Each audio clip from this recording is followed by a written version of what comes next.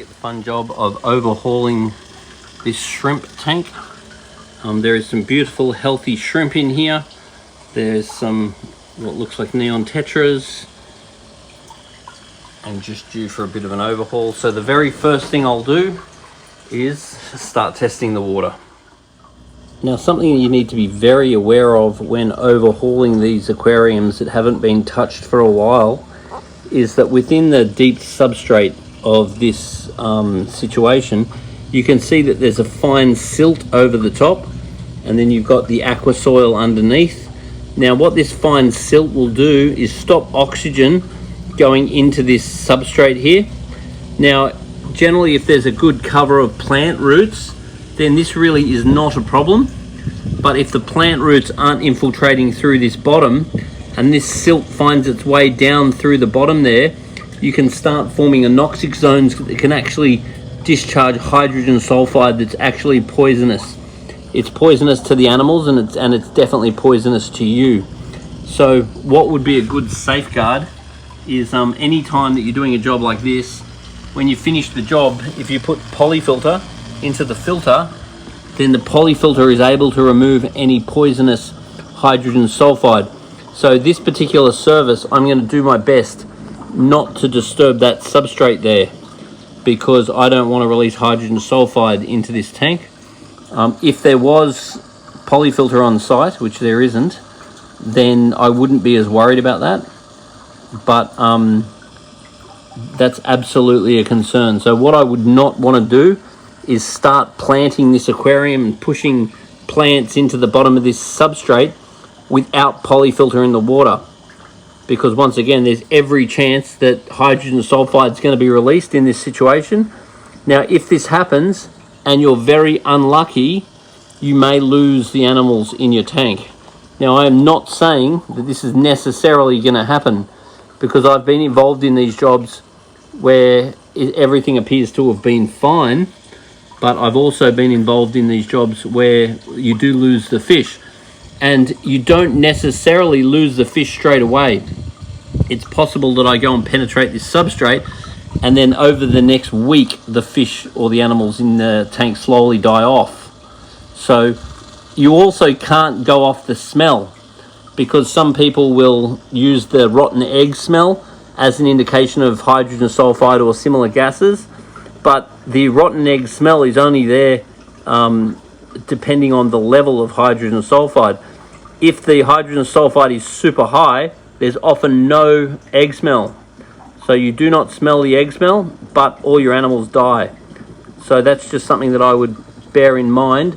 I would not be penetrating this substrate unless I had the filter running and I had polyfilter in the filter. So the water tests for this aquarium, the ammonia is pretty much 0, nitrite is pretty much 0, nitrate is pretty much 0, pH has gone relatively alkaline, and the KH has gone right up to 7. Now that may be very well because the CO2 system has not been running, and normally the CO2 would be keeping the pH and the KH down. But because there's no CO2 going into the water anymore, the pH and KH, assumably from any rocks or substrate in the tank, has actually been accumulating. And running a alkaline pH and running a KH of 7 is going to be on the high side for the plants, and the plants are certainly suffering.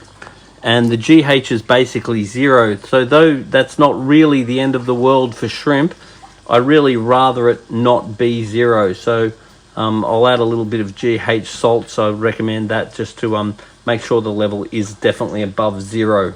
Over time, you'll notice these lily pipes get very dirty, these glass pipes. If you want to clean them, you can get a pipe cleaner that can clean them. So you can soak these in citric acid and then run a pipe cleaner through it, and then that should clean this up. So if you're going to soak it in citric acid, the longer you soak it, the easier it is to actually clean. So if you let it sit in there for a few hours, that's really ideal. Maintaining and overhauling a tank like this is going to get a better result if actually used RO water, so there's no impurities in the water. If you have any features like this for growing your aquatic plants outdoors, I would really recommend putting some mountain clouds in it. Otherwise you will get mosquitoes, and nobody likes mosquitoes. So whenever you're giving your tank a clean, it's important to give your light shield a clean too, because you can be amazed how much crap can build up on the underside of your light, and that's going to instantly affect how much light your system is receiving. And it's good to check your timer to make sure that your lights are on the right amount of time, because too much light is going to end up with too much algae. Not enough light is going to end up with unhealthy plants.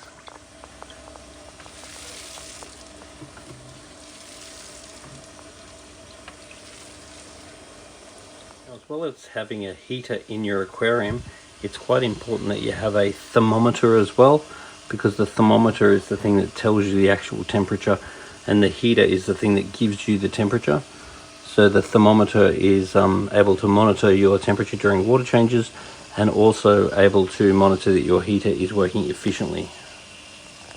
Now what I'm doing is taking the filter apart and giving all the filter material a clean in water from the fish tank.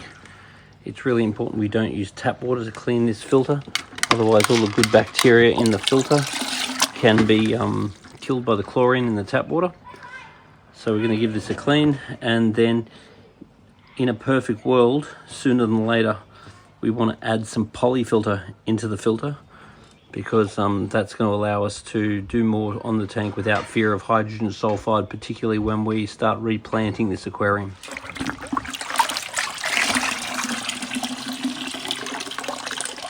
a good idea to get in the habit of cleaning out the impeller and the impeller housing every time you clean the filter, because quite often the amount of crap that surrounds this magnet will reduce the flow of the filter. So just giving this a clean each clean is a highly advisable idea. So if you've given your impeller a clean and it all looks okay, and it's still noisy and you don't have a broken shaft or anything like that, then give the filter a bit of time to run, and assuming that it's not pumping out air bubbles, if you find the filter is still noisy, you might want to consider replacing the impeller, because the impeller with time will wear and over time does tend to become noisy. So if you want to make your filter more quiet, then that's an action that you can take. But once again, when you first clean the filter, I wouldn't worry about it straight away, because sometimes it can just be air in the filter, which will get pumped out with time. After an overhaul like this, I wouldn't be in a hurry to replace the CO2. The CO2 will obviously need refilling, but I'd do that once the aquarium is a little bit more under control.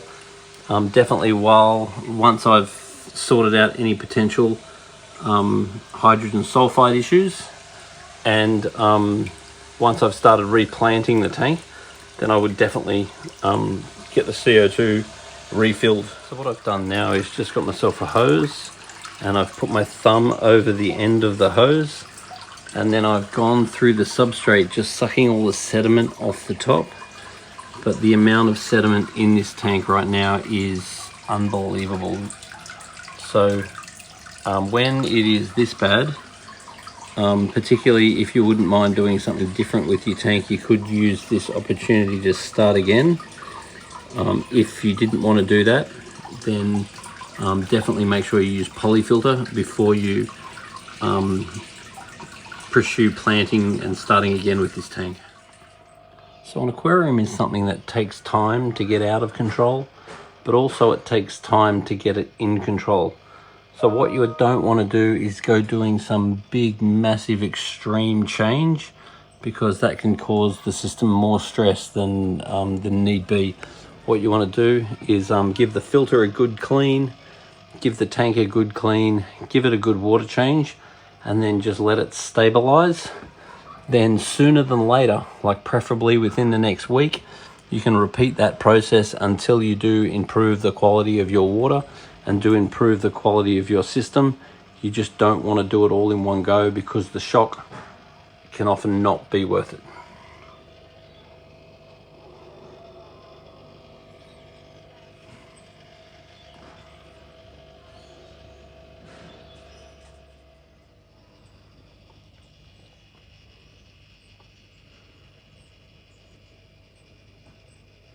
So an aquarium is basically 50% water quality and 50% nutrients. So the foods that I really recommend is Danichi. For this aquarium I'd use Tropic Max, and I like New Life Spectrum's probiotics, because the probiotic bacteria in the food means that when the fish poo, the bacteria in the poo eats the poo.